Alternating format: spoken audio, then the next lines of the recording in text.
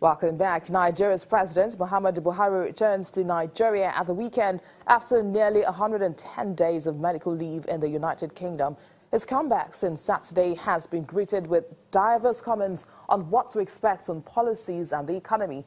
Well, joining us live now via Skype from London, where the president had been for more than 3 months, is Lanre Akinola. He is the editor of African Business Magazine and previously the editor of This is Africa at the Financial Times and has worked with the Bloomberg Media Initiative Africa. Welcome to the program, Mr. Akinola. Thank you very much for having me. Now, what were your thoughts as a business journalist looking into Nigeria in all the period that President Buhari was away in London? So the overriding theme during the president's absence was uncertainty, and the uncertainty that came with people not knowing exactly what the president's condition is, because of course the government continues to hold back information on what exactly is going on with the president, but also uncertainty around policy direction in Nigeria at a very sensitive time for the country. We know the country is in recession. We know that the ongoing insurgency in the north is still an issue that the government is trying to tackle, and there's talk of secession in the south. So uncertainty was the theme of the moment. And uncertainty is always bad for business, and it's always bad for perceptions. What have you heard and what are you now hearing from the businesses and investors from the London community regarding the state of the economy with the president in absentia and now that he's back home? Well, it's mixed, and it really depends on who you're speaking to. The irony is that in the president's absence, his deputy, who of course was the acting president while Buhari was here in London, by all accounts seemed to do a very good job on the economy. And the sentiment was that despite the president not being in the country, that actually the decisions that were being taken were quite good in terms of getting Nigeria back on track economically. So I think that there will be some mixed feelings about the president going back. And again, I think a lot of eyes will be on what he does next, in particular in addressing the economy and how to get Nigeria back out of recession. That's going to be key, is whether or not the sense of momentum that we've seen in the last few months can be maintained. Have you read the President Buhari's speech earlier today? If yes, what do you make of it as a business editor?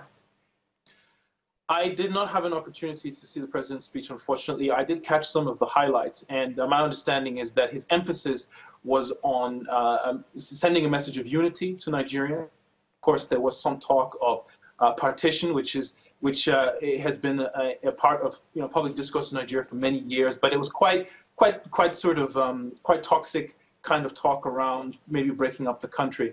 I think the message is important. The key thing is whether or not he can reassert that ability and a sense of certainty and clarity around what is going to happen for the next 18 months or the last 18 months of his term, assuming, of course, he sees out his term. Before I let you go, Mr. Akinola, give us your outlook on how you think the economy should run as President Buhari's administration is now effectively at midterm. Well, I mean, this is one of the key issues, is what to do about the Nigerian economy. In many ways, I would say look to the last 3 months, look to the experience that we've seen with Buhari out of the country and Osinbajo as the acting president. What we've seen is an acceleration in decision-making. We've seen some very important decisions being made with respect to the Forex regime. We've seen the Forex window have a very positive impact on share prices, a very positive impact on investor sentiment. So I think what will be important is to see some continuity of this momentum, because it's demonstrated that actually Nigeria can fairly quickly address some of these issues. Now, how do you think that foreign investors would react to the Nigerian markets now following the president's return? It depends on what he does. At this point, it's too early to say. I think if we seek a continuity of the last few months, I think it will be a very positive response. If we see a return to what was perceived to be quite slow decision-making under the president before his bouts of sick leave here in London, I think that will dampen investor confidence. It's currently, returning. It's back on the up, and this is a good opportunity for the government to really maintain that momentum. And hopefully, the president sees that and is able to respond. Well, thanks for sharing your thoughts with us on Business Incorporated, Mr. Larry Akiola, editor at African Business Magazine in London. Pleasure. Thank you. In other stories now, an auction of rhino horns from the stockpiles of the world's biggest private breeder holds today following a South African court order directing government to release permits for the auction. The sale of about 500 kilograms of horns by John Hume will run from August till Monday, Monday through to Thursday, after successfully challenging government for refusal to grant him sale permits. The court ruled in favor of Mr. Hume over the weekend, citing the lifting of a local ban on trade in April. In conformity with the law, the horns are expected to stay in the country after the sale.